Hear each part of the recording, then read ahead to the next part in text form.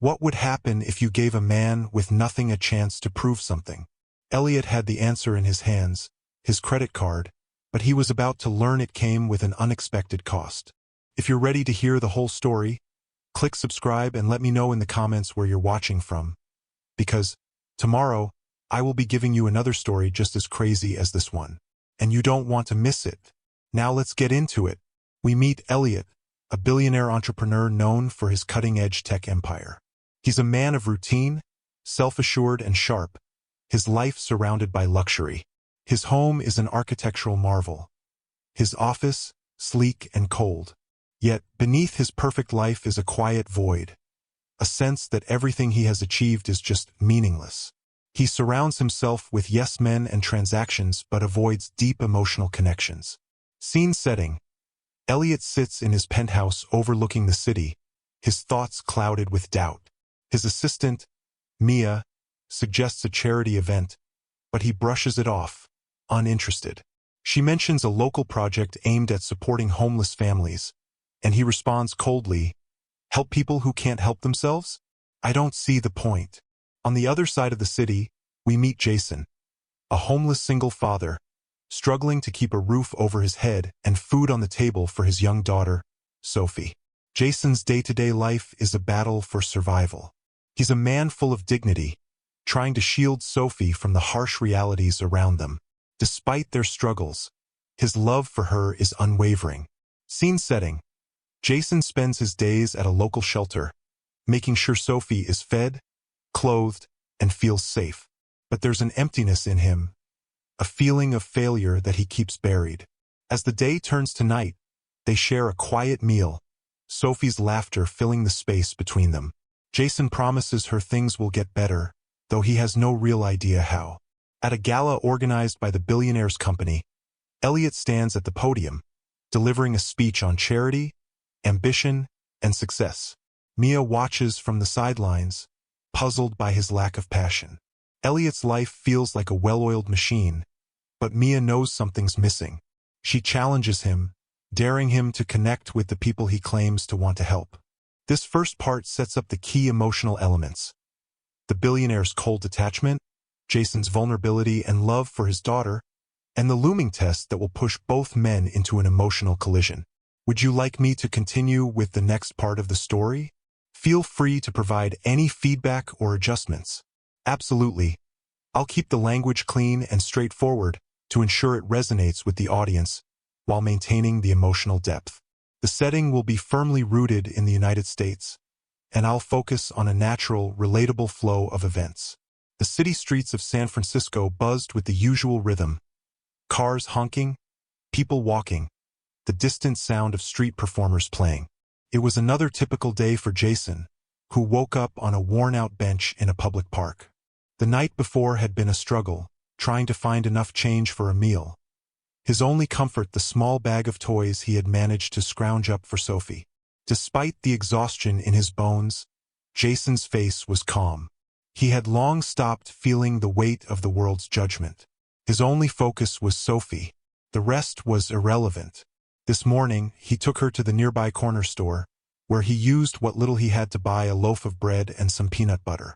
Sophie, dressed in an oversized jacket, clung to his side, her small hand gripping his fingers like she always did when she was scared.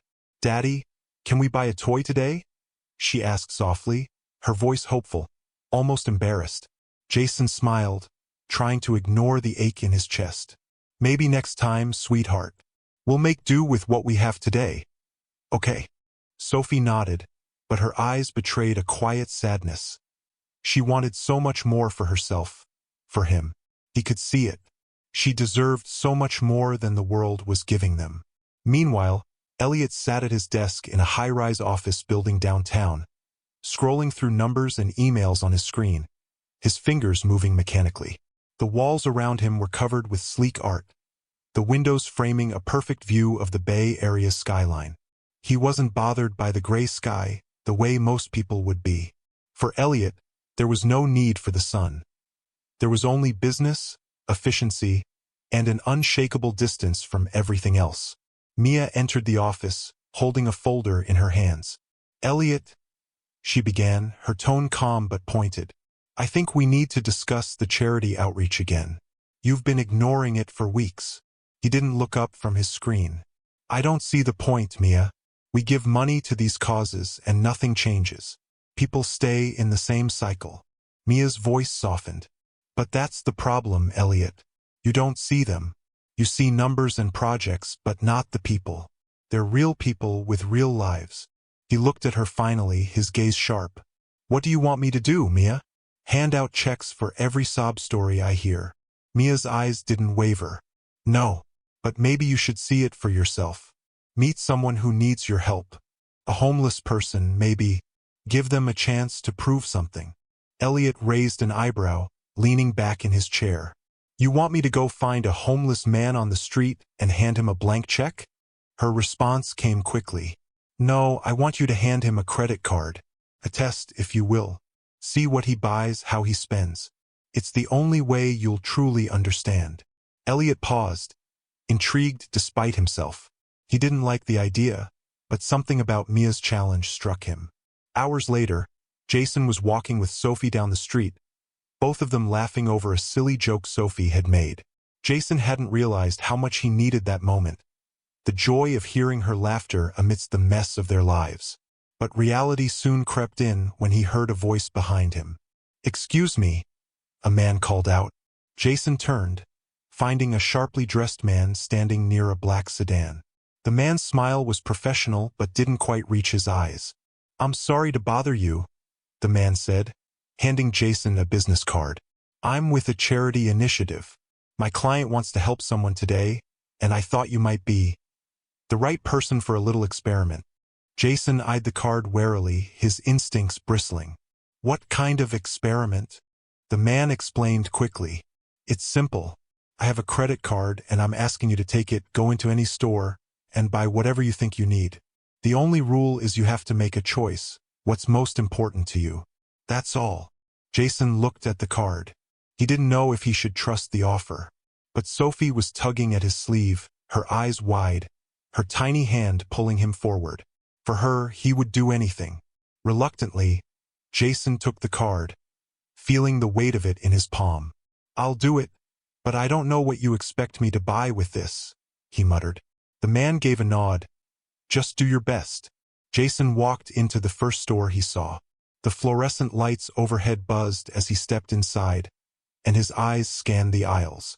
He didn't need much, just enough for Sophie to have something better than what they had. He walked past shelves of toys, clothes, and snacks. He thought about buying Sophie something nice, something to make her smile. But his eyes kept drifting to the corner, where an old pair of shoes sat worn, weathered, and marked with memories of countless long walks. His choice was made. Back at the billionaire's office, Elliot was waiting, his eyes still fixed on the report in front of him. Mia had made her point, but he wasn't sure he cared enough to follow through. Until his phone buzzed, breaking his concentration. He glanced at the screen. A message. It's done. He's at the counter. Elliot felt a strange tightness in his chest. He didn't know why this moment felt so important, but it did. He'd done this to prove something to Mia, to test the homeless man's character. And yet, the nervousness gnawing at him couldn't be ignored. As Jason walked out of the store with his purchase, the weight of his decision pressed heavily on his mind. He had no idea that this simple choice would change everything. What would you choose if you had the chance to test someone's character? Would it reveal more than you expected? Let us know your thoughts below. This part introduces the test and the emotional stakes, setting up the tension for what's to come. Elliot's initial indifference contrasts sharply with Jason's heavy decision, setting the stage for a deeper emotional unfolding. Would you like to move forward with Act 3? Let me know if you'd like any changes. Absolutely. I'll keep the writing clean, direct, and emotionally resonant. This next part will focus on the growing tension and the inner turmoil of both characters as they process the test and its consequences. Jason didn't know what to expect when he left the store. The pair of shoes he bought for Sophie felt heavier than he imagined. He hadn't been able to get her the toy she wanted, but he hoped she would understand. It wasn't just for her, it was for them both. They needed something to hold on to, something to make them feel like they weren't invisible. Sophie had been quiet since they left. Her small fingers curled tightly around the shopping bag. "Do you think we can go somewhere special today, Daddy?" she asked softly, her voice tinged with hope. Jason glanced down at her, trying to hold back the lump in his throat. "Maybe another time, sweetheart. We'll make do with what we've got today. You've got new shoes. That's something special." But in truth, Jason wasn't sure how much longer they could make do. Every day felt like a battle he couldn't win. Still, he refused to let Sophie see the fear in his eyes. Not yet. Back in the sleek, sterile office of Elliot's penthouse, everything was calm on the surface. But inside, his mind raced. Mia's challenge had been simple enough, just a credit card, just a test. But now, seeing the message confirming the homeless man had completed the task, Elliot felt a gnawing discomfort. He had expected the man to squander the card, maybe by something ridiculous or wasteful, but Jason had made a choice that Elliot couldn't quite understand. The shoes. Why shoes? Why not something more practical? Or maybe a small toy for his daughter? The decision made no sense to Elliot. It wasn't what he'd expected. He rubbed his temples, a strange feeling of frustration building. Why was he even thinking about this? It was just an experiment. But something felt off. Mia noticed his unease. "You're thinking about it more than you should," she said, sitting across from him. "Why does it matter to you?" Elliot didn't answer right away. His mind wandered to the man who had been so determined to buy shoes for his daughter. It seemed like such a simple thing, yet it felt like something deeper. Was it about pride? Was he just doing it to prove something? Or was it the shoes themselves that held meaning? He shook his head, forcing himself to refocus. "It doesn't matter," he finally said, though his voice lacked conviction. "It's just a test. A game." But deep down, Elliot knew it wasn't just a game. He had expected the man to fail, and in some way, Jason's choice felt like an accusation. It made Elliot question something he hadn't in a long time. What was he doing with his life? Later that evening, Jason returned to the small, cramped apartment he had found for himself and Sophie. A far cry from the luxury he had imagined when he'd first become a father. He wasn't sure how long they would be able to stay there. The rent was cheap, but it was still a stretch. Sophie dropped her bag onto the floor and tugged at the shoes. "Can I try them on, Daddy?" Jason's heart softened as he watched her slip the shoes on, her face lighting up as they fit perfectly. "They look great, sweetheart. Just like a new pair of shoes should." She grinned. "Thanks, Daddy." Jason smiled, but it didn't quite reach his eyes. He could tell that Sophie didn't fully understand what it took to get those shoes. She didn't know about the test, the credit card, or the quiet choices he'd made along the way. She didn't know that he felt like he was running out of options, that every decision carried more weight than it used to. That night, Jason lay awake in his bed, staring at the ceiling. His thoughts kept circling back to the shoes. They weren't just shoes. They represented something. For him, it was a reminder of what he had promised Sophie when they first became homeless. He would never let her feel like she was less than anyone else. He would never let her go without the things that mattered, even if that meant sacrificing what little he had left. The next day, Elliot stood at the window of his office, staring out at the city below. Mia had left for the day, leaving him alone with his thoughts. He couldn't shake the feeling that something was wrong. The shoes, the test, the way the homeless man had chosen those shoes, why did it bother him so much? He hadn't meant to care, but here he was, pacing the floor, trying to rationalize something that wasn't supposed to matter. The experiment was supposed to be about character, about proving that people would make poor choices if given the chance. But Jason had done the opposite. He had made a choice that seemed right. A text from Mia buzzed on his phone. "Have you looked into the father's background yet?" It was a good question. Elliot had been so focused on the test, on the result, that he hadn't bothered to learn anything about Jason's past. Who was he? How had he ended up in this situation? And why had he chosen to buy shoes for his daughter instead of something for himself? Elliot sat down at his desk, opening his laptop. The curiosity gnawed at him. Maybe there was more to this than just a simple test. Maybe it was about seeing the bigger picture, about seeing beyond the surface. When was the last time you made a decision based on something deeper than what you saw on the surface? Sometimes the choices that seem small to others can carry the heaviest weight. What would you have done in Jason's shoes? Share your thoughts below. It was an ordinary Thursday when Elliot decided to take action. The unease he'd been feeling for days had grown into something more. A need to understand, to know more. He didn't like the uncertainty. The way Jason's decision had lingered in his mind. It wasn't just the shoes anymore. It was everything. He called Mia. I want to meet him. The father. Jason. I want to see for myself. Mia raised an eyebrow. You're serious? After everything you said about the test? Elliot didn't answer right away. He knew he'd been dismissive before, but now something was pulling him in a different direction. Yes, I need to know why he made that choice. Jason had been busy trying to find enough work to cover the bills when he got the call. The number was unfamiliar, but when he answered, the voice on the other end was clear, almost too calm. Hello? Is this Jason? It was the man who had given him the credit card. I'd like to offer you a chance to meet with Mr. Vaughn, Elliot Vaughn. He's interested in talking to you about your recent purchase. Jason's heart skipped a beat. He had known this was coming.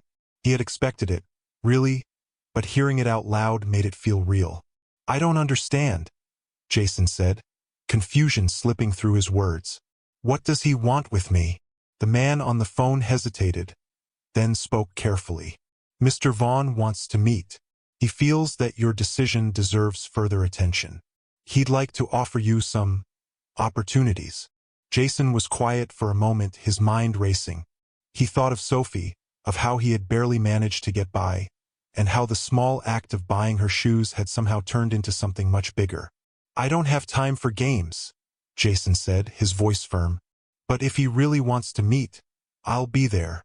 Later that afternoon, Elliot found himself waiting in a small cafe on the outskirts of San Francisco, a far cry from the polished, upscale venues he was used to. The meeting wasn't supposed to happen here. It was supposed to be in one of his offices, somewhere he controlled. But Mia had insisted on something more neutral, something that might make Jason feel more comfortable. Elliot wasn't sure how he felt about this. He had no idea what he was hoping to get from the meeting, only that he needed answers. When Jason walked in, he was wearing the same worn clothes from the day before. His shoes scuffed, his jeans frayed at the edges. He didn't look like a man who had just been given the chance of a lifetime. But then, Elliot hadn't expected him to look any different. Jason looked around the cafe, his eyes landing on Elliot, and then, with a small nod, he made his way over to the table. He didn't sit down immediately, as if waiting for permission. Elliot motioned to the chair across from him. Sit down, he said, his tone calm, but his mind was racing. Jason sat. His eyes were cautious, but his posture remained confident. I'm not sure what you want from me, he said, folding his hands on the table. Elliot leaned back in his chair, trying to find the right words. I wanted to understand your choice. Why the shoes? You could have bought anything, but you chose shoes for your daughter. Why? Jason's expression softened, and for a moment, it looked like he was going to say something. Something that would reveal the weight behind his decision. But instead, he shrugged. Because she needed them. I don't have much, but I'm not going to let her go without. She deserves better than what we've got. Elliot could feel a knot tighten in his chest. It was a simple answer, but it hit him harder than he expected. He had assumed Jason's choice was a calculated move, something to impress him, to prove that he wasn't like the others he'd helped. But this was different. Jason wasn't looking for anything from him. He wasn't playing a game. Why do you think I'm here? Jason asked, finally meeting Elliot's eyes. Elliot opened his mouth to speak, but he didn't have an answer. Instead, he took a deep breath, realizing that the question was the one he needed to answer for himself. He hadn't come here just to understand Jason's decision. He had come here to understand why he'd been so caught off guard by it. Why a simple choice had shaken him so deeply. I don't know, Elliot admitted, his voice quieter now. I guess I thought you'd waste the money. I thought you'd make the same choices people always do when given something for nothing. Jason raised an eyebrow. And what would that be? Elliot shrugged. I don't know. Waste it on something frivolous, something for yourself. But you didn't. You chose her, didn't you? Jason looked down at his hands, a slight flush coloring his face. Yeah, I did. Because she's everything. I've got nothing else. As the conversation unfolded, Mia stood outside, watching through the window of the cafe. She couldn't hear their words, but she could see their body language. How tense they both were, how deeply they seemed to be connecting. Elliot's face, usually so composed, was a little softer. And Jason, for all his toughness, seemed to be letting down his guard, if only a little. She didn't know what would come from this meeting, but she hoped that, for once, Elliot was starting to see beyond the numbers, beyond the wealth and privilege, and into the heart of what truly mattered. Have you ever found yourself in a situation where you were forced to face something you didn't expect? Sometimes, when we least expect it, our most difficult challenges force us to see the truth. What did you learn from your own moments of forced proximity? Share your thoughts below. After their meeting in the cafe, Jason and Elliot parted ways without much fanfare. There was no dramatic handshake or promise of a future partnership. Just a quiet acknowledgement of something unspoken between them. But as Jason walked back to his small apartment, the weight of the conversation lingered in his mind. He couldn't shake the feeling that Elliot had seen something in him, a glimpse of humanity he hadn't expected to find. The man's cold exterior, his sharp, calculating words, had given Jason the impression that he was someone who didn't care about people like him. And yet, there was something different in his eyes today, something more than just curiosity. But Jason had his own demons to face. He had always been proud of his ability to protect Sophie, to keep her safe and happy despite the constant strain of their lives. But it wasn't always like this. Jason's mind drifted back to his childhood, to a time when he had been like any other kid, playing in the neighborhood with his friends, laughing without a care in the world. His father, a mechanic, had worked long hours, but he had always made time for Jason. There had been joy in those simple moments. Family dinners, weekends spent at the park. But everything changed the day his father lost his job. The slow spiral into financial ruin began then. Jason watched his mother's face grow pale with worry, his father retreat into himself, a man too proud to ask for help. And then, the day they lost their house. "I'll fix it," his father had said. "I'll get it all back. I'll fix everything." But the words were empty, and the reality was different. The family was forced out onto the streets, forced to survive, forced to make do. That was when Jason promised himself he would never be like his father. He would never let his family fall apart, no matter the cost. But somewhere along the way, life had become a series of failures. Small ones, big ones, things he couldn't control. And now, here he was, a homeless father himself, doing everything he could to hold onto the one thing that mattered most. Sophie. As Jason entered his apartment, he found Sophie sitting on the couch, drawing quietly. She looked up when he walked in, her eyes lighting up as she held up her picture. A simple drawing of two stick figures holding hands. "Look, Daddy, it's you and me," she said, her voice full of pride. Jason smiled, though it didn't reach his eyes. "It's beautiful, Sophie, just like you." But Sophie's eyes were sharp. She could see the sadness in her father's face, even when he tried to hide it. She had always been perceptive, always able to sense when things weren't okay. "Are you okay, Daddy?" she asked, setting the drawing down and walking over to him. Jason knelt down to her level, brushing a strand of hair out of her face. "I'm fine, sweetheart. Just a little tired. That's all." Sophie nodded, but she wasn't convinced. "You know, I don't need anything. You don't have to buy me things, Daddy. I just want us to be happy. That's all." Jason felt a pang in his chest. It wasn't the first time she had said something like that. She didn't understand the weight of it, but it cut him to the bone every time. "I know, Sophie. I know. But sometimes I just want to give you more than I can." Sophie hugged him tightly. "I already have everything I need, Daddy. I have you." Meanwhile, Elliot sat in his penthouse, staring at the skyline of San Francisco.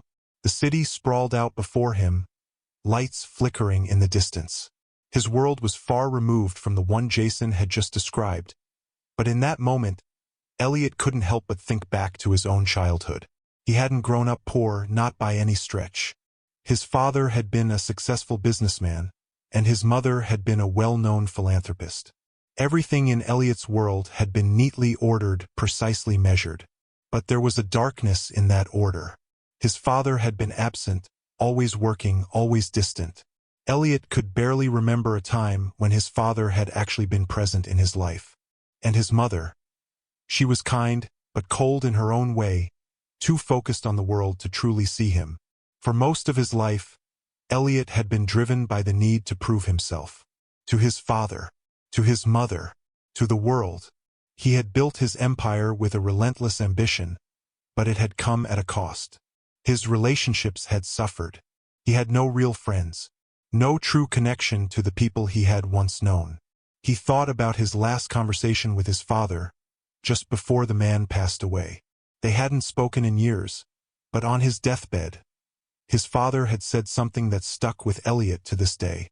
"You're always chasing something, son, but you'll never find it until you stop running." Elliot had brushed it off at the time, thinking his father was just rambling. But now, in the silence of his penthouse, it felt like the words were meant for him. The next morning, Elliot found himself standing outside Jason's apartment. The building was old, worn down, the kind of place Elliot had never thought he'd step foot in. The contrast between the two worlds couldn't have been starker. Elliot hesitated for a moment before knocking. Jason answered the door, looking surprised to see him. You're here." Elliot nodded, feeling a mix of discomfort and determination. "I wanted to talk, to understand. I've been thinking about what you said." Jason stepped back, giving him room to enter. "Come in, I guess." As Elliot stepped inside, he was struck by the cramped space, the stark difference from his own home. The smell of something simple, like soup or bread, filled the air. Sophie was sitting at the table, quietly reading a book. Elliot had never been this close to a family like this, not in a way that mattered. And for the first time, he wasn't sure how to bridge the gap. Have you ever had a moment where your past came rushing back, forcing you to see things differently? Sometimes, the past we try to escape catches up with us when we least expect it. What part of your past shapes who you are today? Share your thoughts below. Over the next few weeks, Elliot found himself visiting Jason's apartment more often. It started as an occasional check-in, a curiosity that he couldn't quite shake. But as the visits continued, something changed. There was a shift between them, a slow, unspoken connection that neither of them could ignore. Jason never asked for anything. He didn't need Elliot's help. He didn't want pity. But there was something about their conversations, something about the way Jason spoke so honestly about his struggles, that made Elliot listen differently. It wasn't just about money. It wasn't about power. It was about survival, about family. One evening, Elliot arrived to find Jason sitting on the couch with Sophie, both of them playing a board game. The small apartment was cluttered, but in a warm, lived-in way. There were toys scattered on the floor, a half-finished drawing on the coffee table, and a small stack of books in the corner. It felt real, so much more real than the sterile spaces Elliot usually occupied. Sophie looked up as Elliot entered, her eyes lighting up. "Hi, Mr. Elliot," she said, a bright smile on her face. "Hey, Sophie," Elliot replied, smiling back. "How's the game going?" She giggled. "I'm winning. Daddy says I'm the best." Jason chuckled, leaning back on the couch. "She's the reigning champion, that's for sure." Elliot sat down in the empty chair nearby. "Well, I'll have to challenge you one of these days," he said, his tone light, but there was something in his voice, a hint of warmth, that hadn't been there before. For a moment, they all sat in comfortable silence, the sound of Sophie's laughter filling the room. Jason glanced over at Elliot, his expression thoughtful. "Why do you keep coming back?" Jason asked, his voice quiet but direct.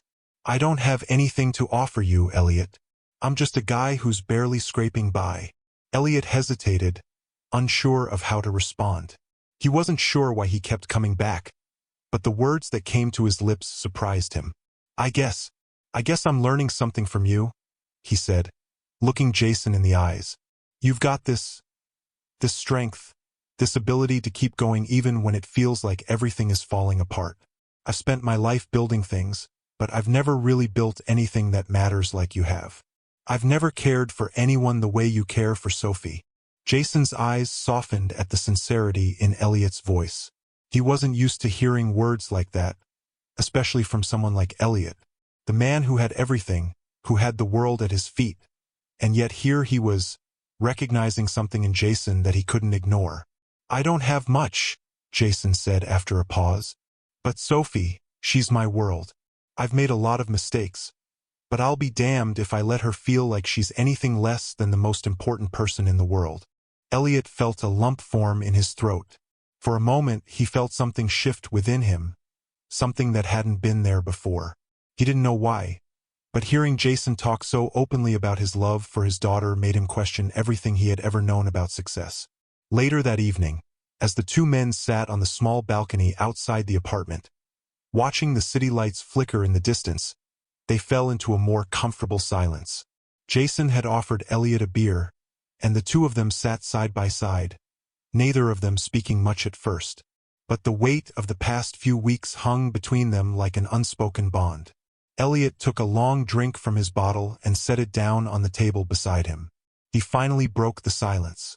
You know, I've been thinking a lot about my dad, he said, his voice quieter than usual. He was never really around, not in the way I needed him to be. And now that he's gone, I realize I don't even know if I ever really knew him. Jason glanced over at him, his expression softening. I know what you mean, my dad. He promised me a lot of things when I was a kid, but he couldn't fix everything no matter how hard he tried. I guess that's why I'm so determined to make sure Sophie doesn't feel like that. Like she's the one who has to fix things. Elliot nodded slowly, the weight of Jason's words settling in. It's hard, isn't it? Trying to fix everything, even when you can't. Jason let out a soft sigh. Yeah, but I do it because I have to. Sophie deserves better than this. I can't just sit back and let life happen to her. Not like my dad did with me. The two men sat in silence for a few more moments, their thoughts intertwining. In that quiet, unspoken moment, Elliot felt something shift within him. It wasn't just about charity or tests or proving something anymore. It was about real connections, about the people who made you see the world differently. The next week, Elliot found himself in a meeting with Mia at his office. She was going over the quarterly reports, but something about her energy felt off. She looked up from her papers and raised an eyebrow. Have you been spending a lot of time with Jason? She asked, her voice casual but curious. Elliot paused. Yeah, I have. Mia's gaze softened, but there was a hint of concern in her eyes. Are you sure that's a good idea? Elliot looked at her, a little surprised. What do you mean? I mean, Mia began carefully. You've been different lately. It's like something's shifting in you. Elliot leaned back in his chair, his mind racing. He hadn't really thought about how things were changing, but they were, and for the first time in a long time, he felt like he was actually seeing the world through someone else's eyes. I'm not sure what's going on, he admitted, his voice softer than usual, but I think I'm starting to understand what really matters. Sometimes, the connections we least expect can change us in ways we never imagined.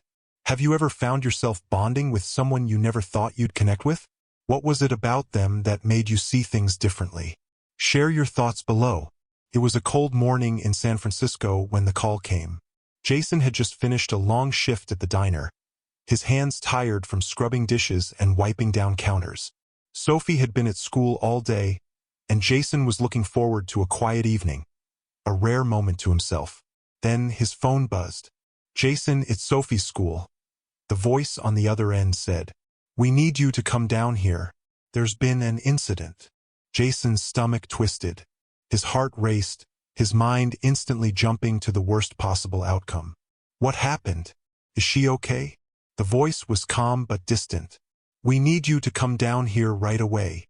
At the same time, Elliot sat in his penthouse, staring at the stack of reports on his desk. He'd been distracted all morning, his mind wandering back to the conversations he'd had with Jason. Something about their last few talks had stayed with him, a seed of understanding that had slowly started to grow. His phone buzzed, interrupting his thoughts. It was a text from Mia. Jason's daughter is in the hospital. Do you know anything about this? Elliot's chest tightened. He hadn't known anything about it, but something in the pit of his stomach told him that it was serious. He quickly typed back, "Where is she?" Jason arrived at the school as quickly as he could, his heart hammering in his chest. He could feel the eyes of the staff on him as he rushed inside, his hands trembling. A nurse led him down a long corridor, her face serious but kind. "She's in the ER. It's nothing too serious, but we thought you should know." Jason's mind raced as they reached the door. He didn't know what to expect, but nothing could prepare him for the sight of Sophie lying in a hospital bed, her small face pale and bruised. "Daddy?" she whispered weakly, her voice barely audible. Jason's breath caught in his throat. He rushed to her side, taking her hand in his. "Sweetheart, what happened? Are you okay?" She nodded slowly, tears welling in her eyes. "I fell off the jungle gym," she murmured, her voice shaky. "I didn't mean to, Daddy. I didn't mean to." Jason gently cupped her face in his hands, brushing a lock of hair away from her forehead. "It's okay, baby. I'm here. You're going to be okay." But inside, Jason was anything but okay. His mind raced with guilt, with fear, and the crushing weight of how fragile their life was. How easily everything could fall apart. Meanwhile, Elliot paced in his penthouse, the walls feeling like they were closing in on him. He couldn't stop thinking about Jason. He had known that things had been difficult for him, but seeing Jason's vulnerability, the father's desperate need to protect his daughter, was different. Elliot had always prided himself on control, on being able to manage any situation.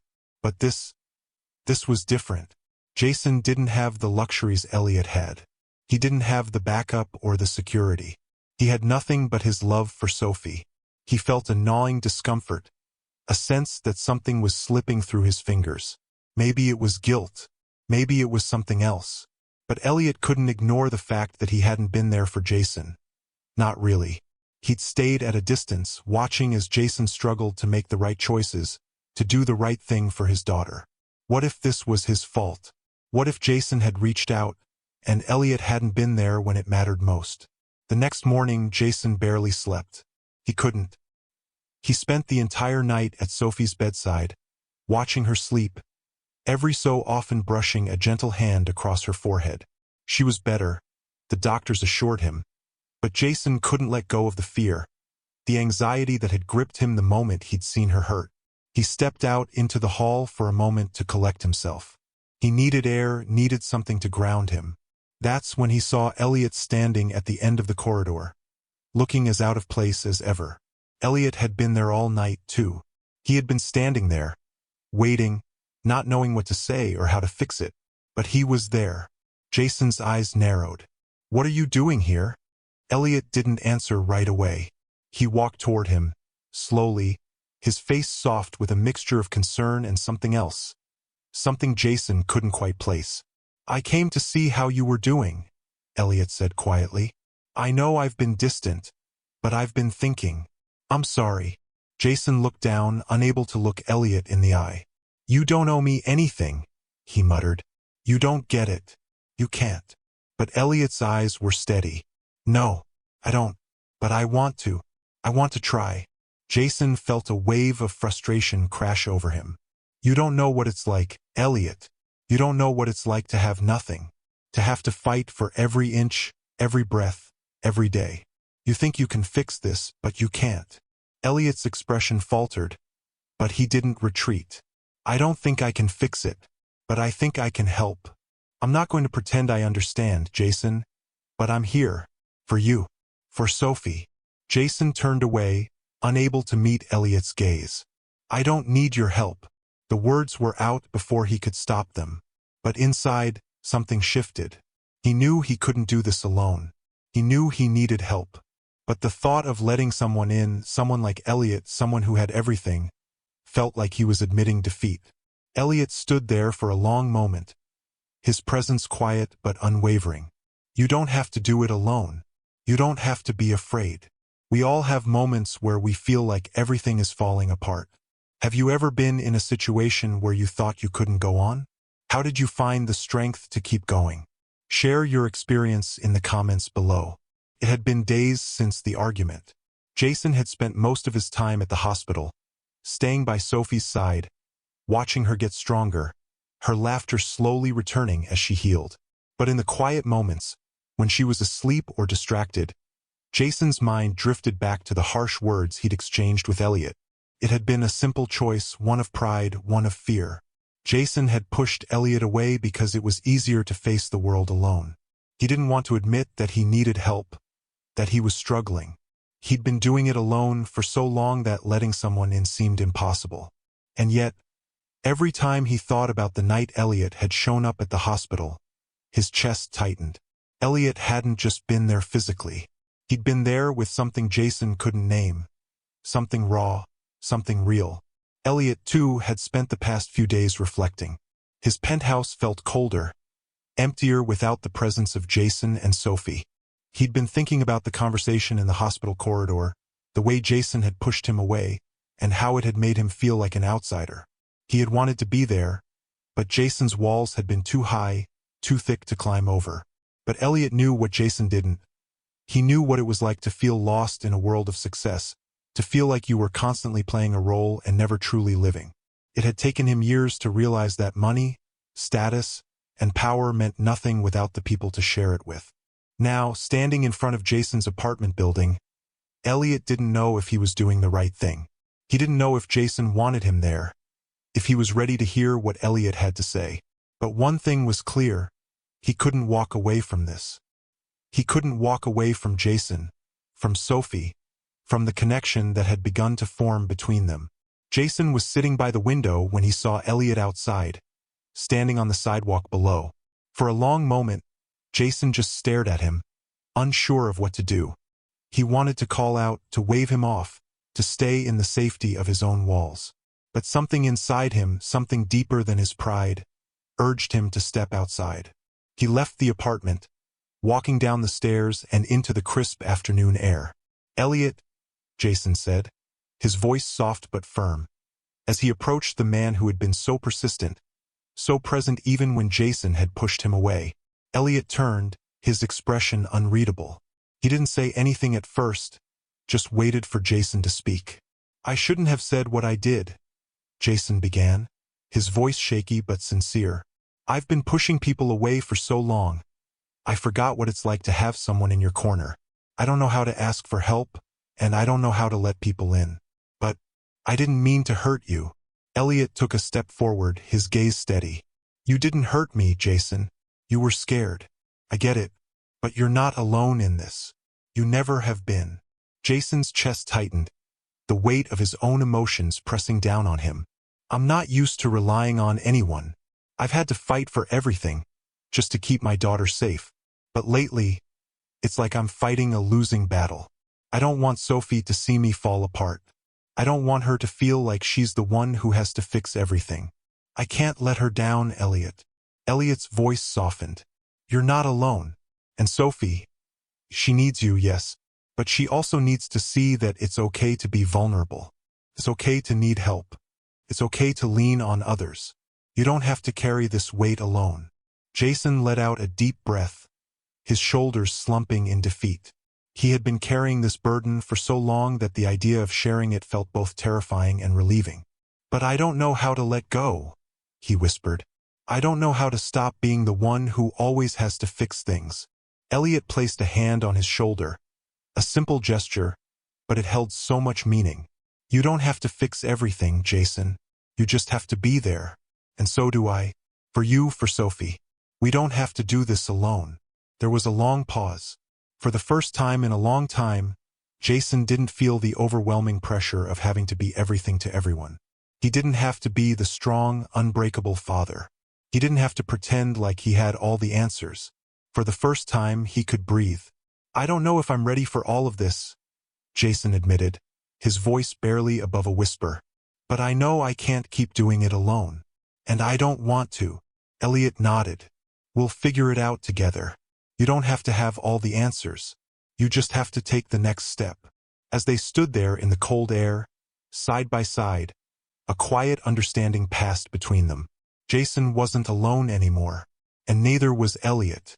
They didn't have all the answers, but for the first time, they both understood that it wasn't about fixing everything. It was about showing up, being present, and learning to lean on each other when it was hard. And in that moment, something deep shifted for Jason. He realized that the connection he had feared, the vulnerability he had been running from, was the very thing he needed the most. And it wasn't just about him and Sophie. It was about the people who had chosen to stand by him, even when things seemed impossible. We all face moments where we have to choose whether to open up or stay guarded. Have you ever struggled to let someone in because of fear or pride? What helped you make the choice to be vulnerable? Share your thoughts in the comments below. Thank you for watching this story to the end. If you enjoyed this story, you will surely love the next one. It's as crazier and more intriguing as you can ever imagine. So do check it out. Click on the image showing on your screen right now to watch the next one.